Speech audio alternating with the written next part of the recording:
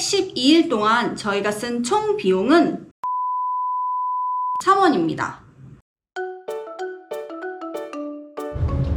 안녕하세요, 샘입니다. 여기는 한국입니다. 예! 저희는 한국에 오자마자 불이 나게 집을 구하느라 굉장히 바빴어요. 한 일주일 정도 됐는데 오늘 이사를 하는 날입니다. 새 집이 생겼습니다. 새 집이요.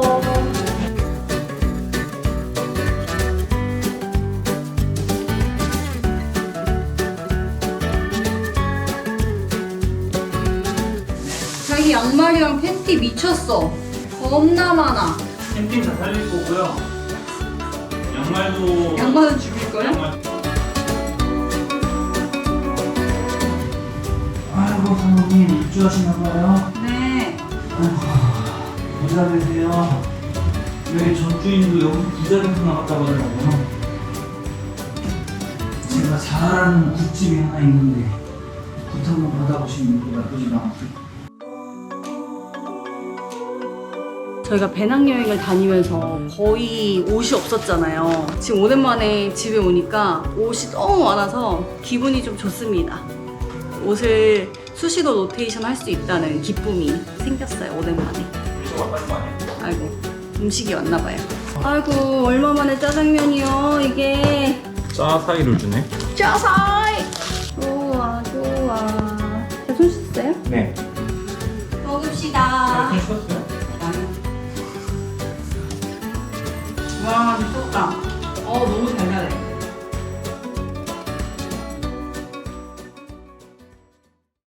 이게 뭔가요? 매트리스입니다. 매트리스가 왔습니다.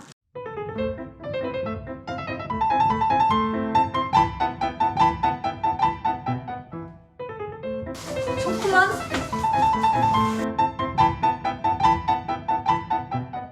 또 밥이 왔습니다. 여러분 이거 보세요. 진짜 유럽 동남아에선 상상할 수도 없는 비주얼이다. 너무 아름답네요. 조그만.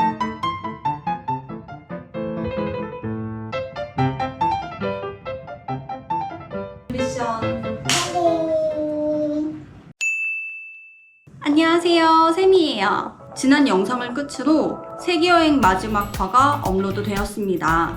오늘은 지난 10개월 정확히 312일간의 대장정 동안 유럽과 동남아를 여행하면서 든 총 비용에 대해서 말씀드리려고 하는데요. 세계여행을 하면 얼마나 드는지, 또 해외 한 달 살기를 하면 얼마의 비용이 필요한지 많이들 궁금하실 텐데 오늘 그 모든 궁금증을 해결해 드리도록 하겠습니다. 모든 비용은 2인 기준이고요. 여행 비용은 개개인의 소비 패턴에 따라 달라질 수 있으니 참고만 부탁드려요. 일단 저는 총 14개국 24개 도시를 다녀왔고요. 사실 1년을 꽉 채우고 싶었는데 카메라랑 휴대폰이 고장나버리고 태국 송크란 때 얻은 눈병이 여행 내내 낫질 않아서 예정보다 빨리 돌아올 수밖에 없었습니다. 뭐 좀 아쉽긴 한데 또 기회가 있겠죠. 그럼 시작해볼까요? 지금 보이는 표는 각 나라별 총 비용을 정리한 건데요. 물론 비행기표가 포함되어 있기는 하지만 터키는 물가가 저렴한 나라임에도 불구하고 아무래도 첫나라기도 했고 소비에 대한 기준이 정해지지 않았을 때라서 생각보다 좀 돈을 많이 썼습니다. 숙박비 같은 경우도 그때가 에어비앤비라는 걸 처음 이용했을 때거든요. 그래서 시세 자체를 잘 몰랐고 일단 시내에서 가깝고 깨끗한 곳이 최우선이라고 생각해서 예산보다 높은 숙소를 골랐어요. 해외 한 달 살기를 할 때 에어비앤비를 잘 고르는 방법은 나중에 컨텐츠로 따로 만들어 볼게요. 그렇게 312일 동안 저희가 쓴 총 비용은 4,695만 6,843원입니다. 어떠세요? 많게 느껴지시나요? 아니면 적게 느껴지시나요?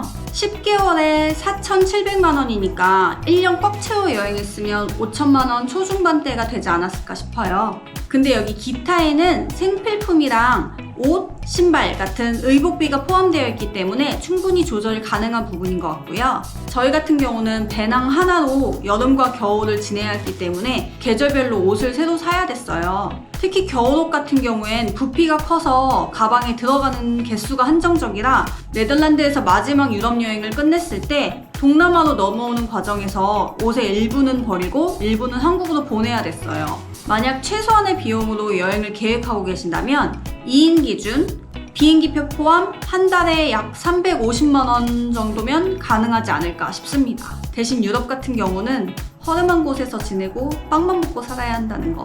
사실 저희는 300만 원을 목표로 여행을 떠났기 때문에 비교적 저렴한 데서 자고 저렴한 것만 먹고 지냈는데도 생각보다 쉽지 않더라고요.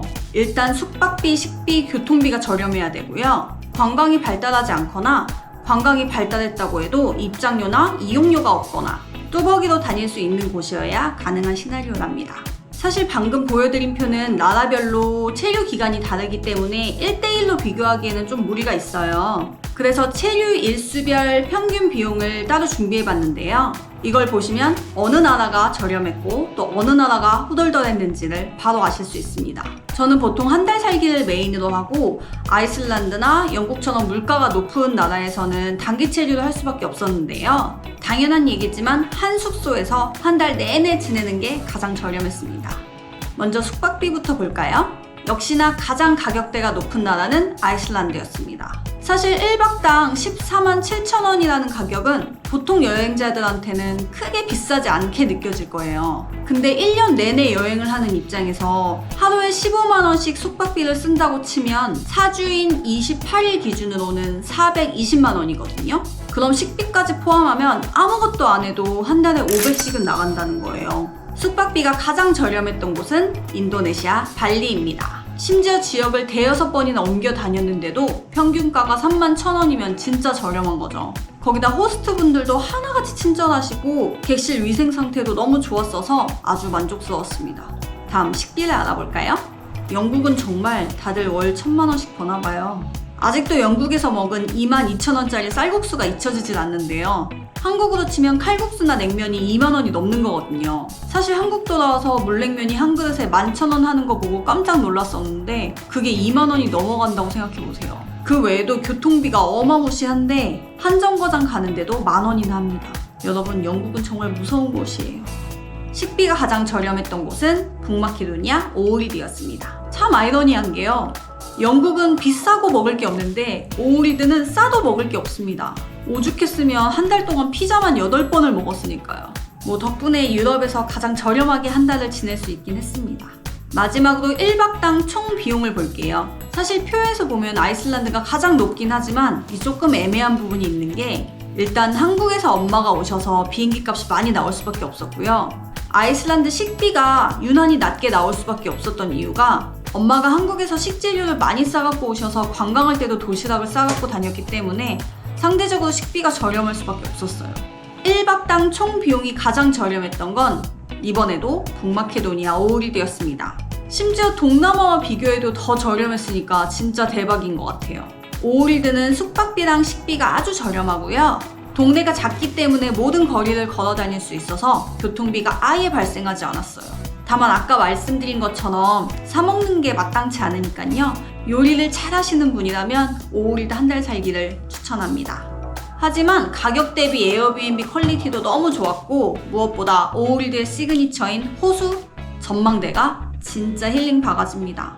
자, 어떠신가요? 사실 2인 기준 1년에 5천만 원 정도면 단순 계산해서 1인에 2,500만 원이고 한 달에 210만 원인데 주거에 나가는 비용, 식비, 교통비, 생필품, 의복비, 기타 등등에서 한국에서의 삶과 비교해 큰 차이 없지 않나요?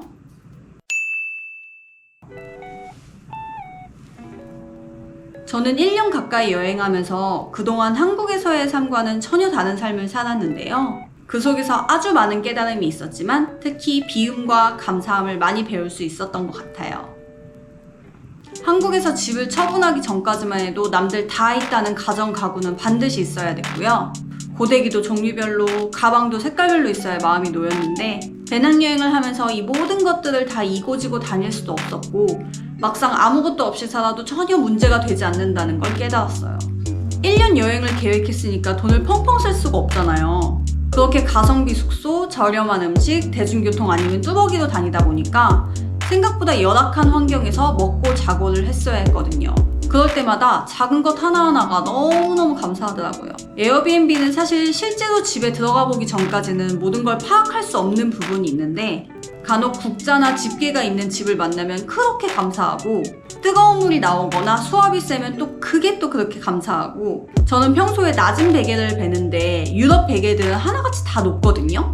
그런데 간혹 숙소의 베개가 낮으면 그게 또 그렇게 감사하더라고요. 살면서 단 한 번도 생각해 본 적 없고 또 아무렇지도 않게 생활해 오던 부분이 알고 보면 하나하나 너무나 소중했다는 걸 깨닫게 해준 여행이었습니다. 여러분들도 세계여행이나 해외 한 달 살기를 너무 어렵게만 생각하지 마시고 조금만 용기 내서 도전해 보신다면 단순히 새로운 곳에서 예쁜 걸 보는 것만이 아닌 생각보다 많은 울림과 깨달음이 있으실 거라고 생각합니다. 자, 그럼 오늘은 여기서 마치도록 하고요.